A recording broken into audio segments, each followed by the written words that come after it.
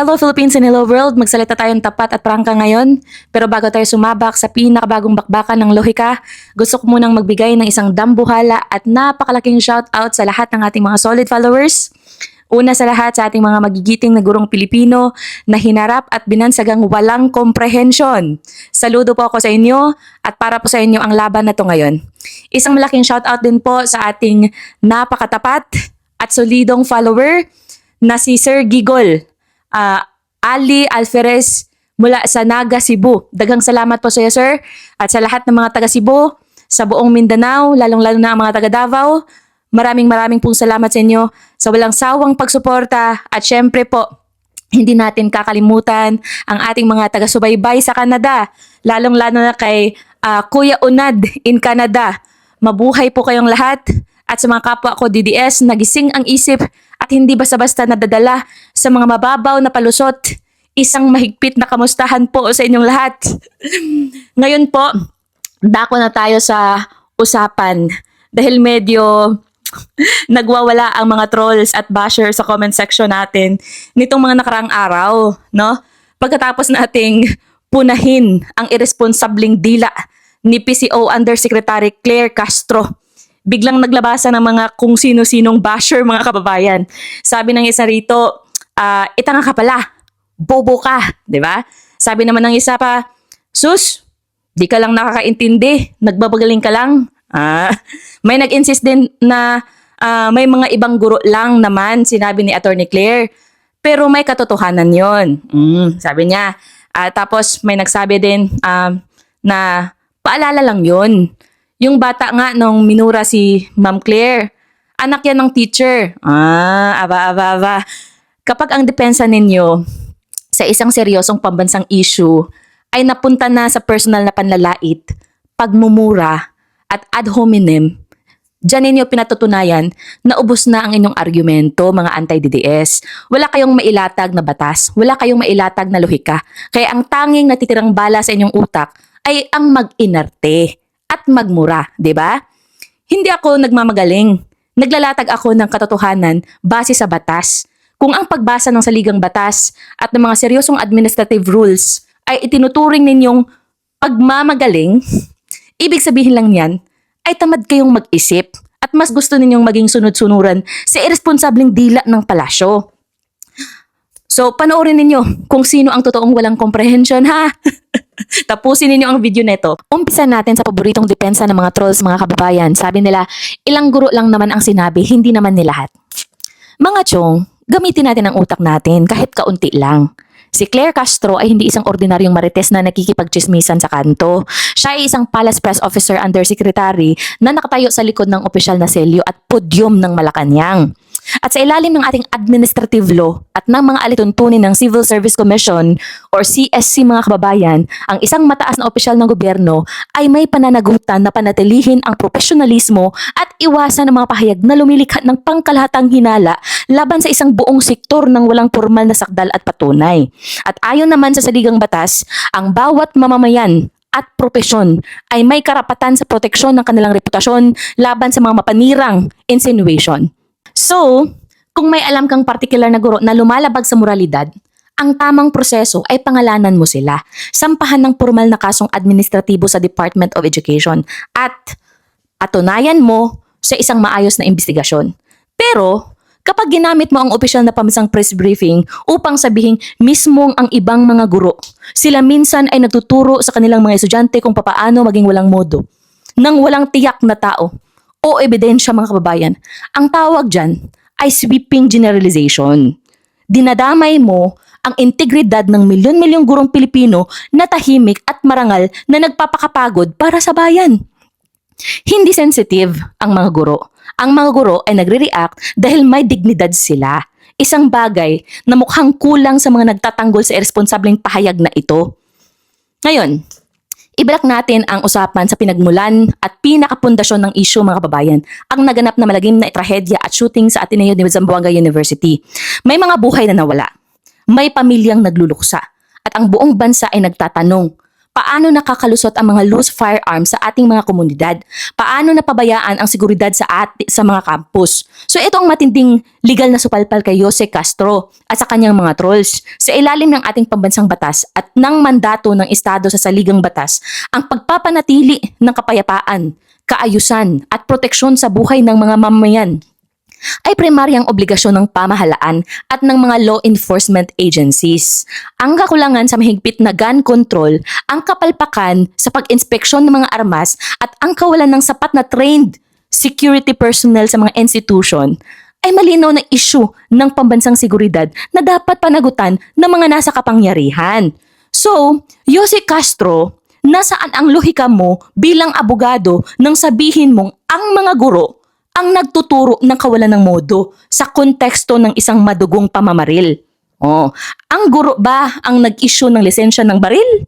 Ang guro ba ang nagpabaya sa pagbabantay sa mga komunidad laban sa karahasan?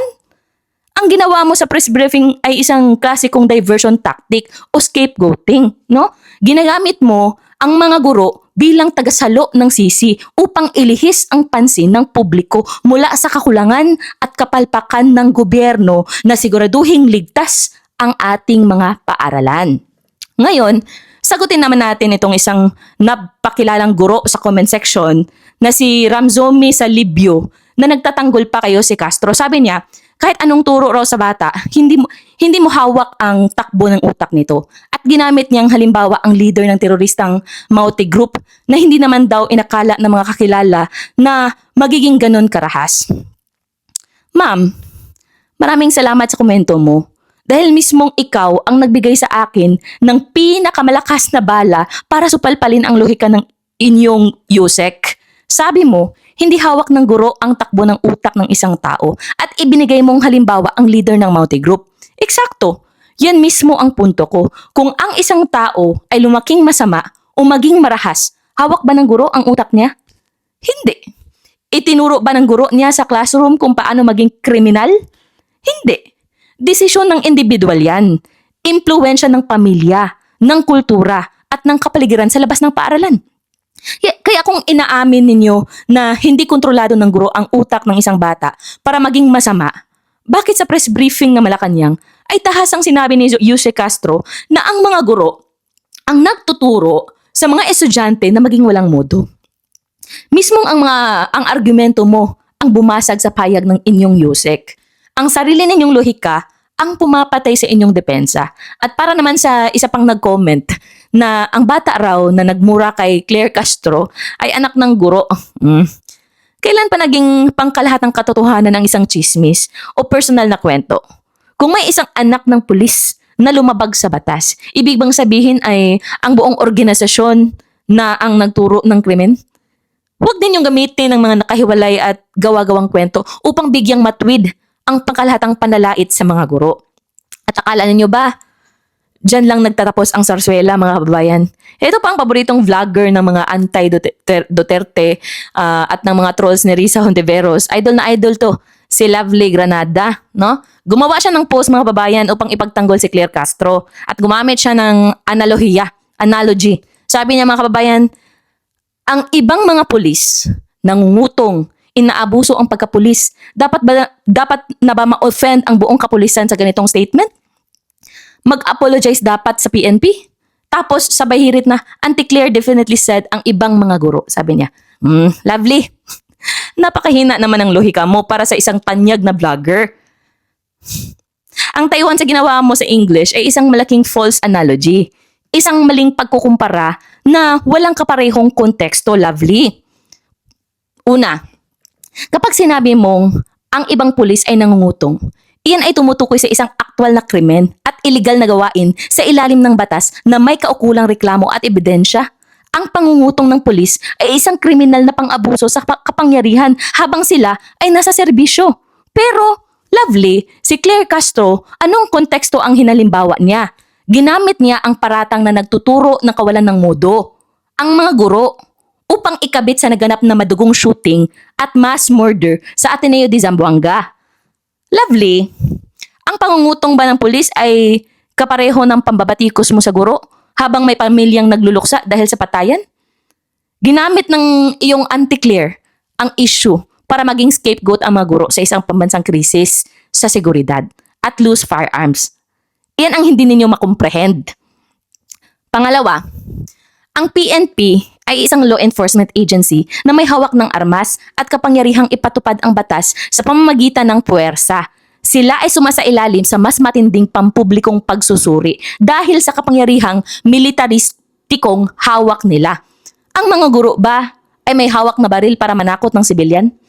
Ang mga guro ay ang pinaka-underpaid, pinaka-overworked at pinagsasamantalang sektor na tagasalo ng mga pagkukulang ng lipunan. Ang pagkumpara mo sa marangal na propesyon ng pagtuturo sa krimen ng pangungutong ng ilang pulis para lamang maisalba ang dangal ng isang opisyal ng palasyo. Iyan ang pinakamalaking insulto na ginawa mo sa mga gurong Pilipino. Kung ang pag-usapan natin ay ang pagbagsak ng disiplina, huwag natin gamitin ang pangalan ng mga guro sa mga walang kwentang teorya. Pakinggan ninyo ang babala ng Diyos, Lovely, ha? Kasi nagsisimba ka. Di ba? Proud na proud ka na nag-Bible school ka. Basahin mo ang Ezekiel chapter 18 verse 20. Anong sabi doon? The soul that sinneth, it shall die. The son shall not bear the iniquity of the father, neither shall the father bear the iniquity of the son. The righteousness of the righteousness shall be upon him, and the wickedness of the wicked shall be upon him. Anong ibig sabihin niya, Lovely? Ibig sabihin niyan, sa mata ng Diyos, ang pananagutan ay personal. Kung ang isang bata ay naging masama o kriminal sa labas, ang sarili niyang desisyon at ang kawalan ng personal na gabay ang may kasalanan. Hindi mo pwedeng ipasa ang kasalanan at kasamaan ng isang tao sa balikat ng gurong nagtuturo lang sa kanya sa loob ng silid-aralan. Ang pag-ako sa sariling kasalanan ay pananagutan ng tao. Kaya huwag ninyong gawing tagapasan ng iniquities o kasalanan ng iba ang mga guro natin. Tingnan naman natin kung ano ang hatol sa mga opisyal na mapang-api sa mga manggagawa. Anong sabi sa Isaiah chapter 10 verse 1? Ano sabi doon? Woe unto them that decree unrighteous decrees, and that right grievousness which they have prescribed. Ano sa Tagalog niyan?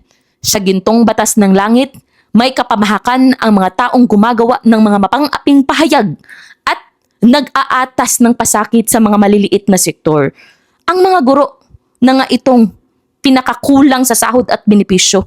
Sila pa ang pilit na binibigyan ng pampublikong pasakit at paninirang puri sa harap ng media ng isang makapangyarihang opisyal.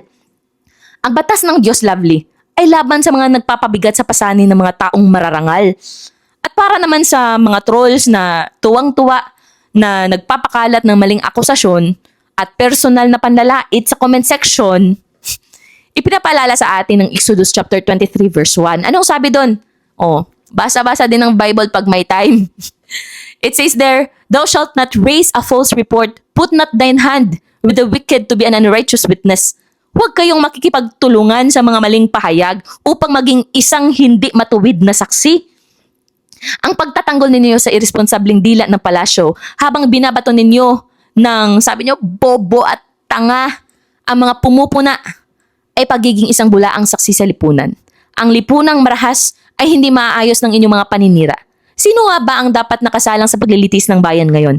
Ang gobyerno na nag-aalis ng mga mekanismo para sa maayos na seguridad. Ang mga nagpapabayang elemento sa lipunan at ang kulturang digital na lumalabon sa utak na kabataan nang walang gabay.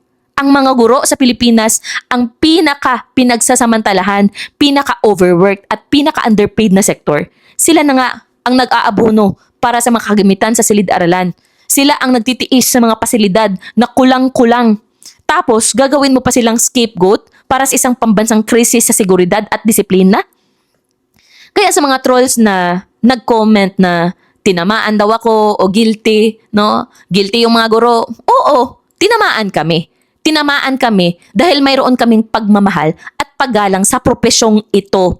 Mas mabuti ng tamaan dahil sa pagtatanggol sa dangal ng mga guro kaysa maging katulad ninyong mga trolls na bulag na tagapagtanggol ng kamalian. Yusek Claire Castro, bawiin mo ang iyong salita at humingi ka ng tawad sa mga gurong Pilipino. Very simple lang yan. Sa aking mga totoong viewers na may tunay na komprehensyon. I-share din niyo ang video ito I-comment ang inyong opinion sa ibaba at ipadama natin ang pwersa ng katotohanan. Muli, manatiling matalas ang pag-iisip. Peace out.